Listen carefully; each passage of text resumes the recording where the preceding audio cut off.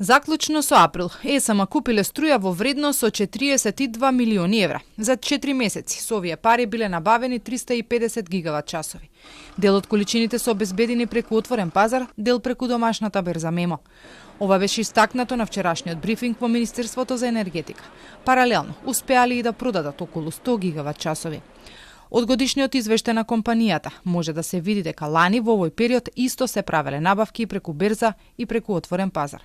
Според табелата во извештајот, тогаш се купила струја во вредност од близу 30 милиони евра или 12 милиони евра помалку од сега.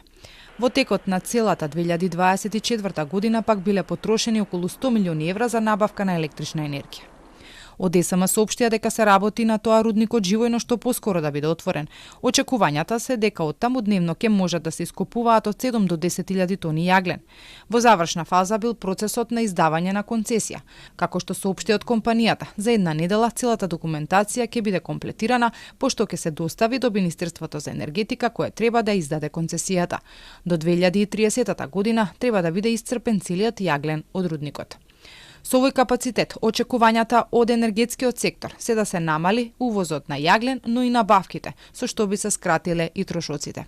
И додека се чека да биде отворен од домашен терен, јаглен се обезбедува од рудникот Брод Гнеотино во Рекбитола. Таму копа фирмата Топлина Подмолје. Пред да биде избрана како најповелен понудувач, беше привремен оператор за ископ. Топлина Подмолје беше и подизведувач на Марковски, компанијата со која новото раководство во Рекбитола го раскина договорот заради неисполнување на обврските. Инаку според годишниот извештај загубите во ЕСМ се над 120 милиони евра. Но и покрај новите задолжувања, разликата во производната цена на струјата и она по која ја продаваат, и тоа што во првиот квартал производството беше 35% помало од планот, очекувањата се дека годинава би можела да се заврши со позитивна нула.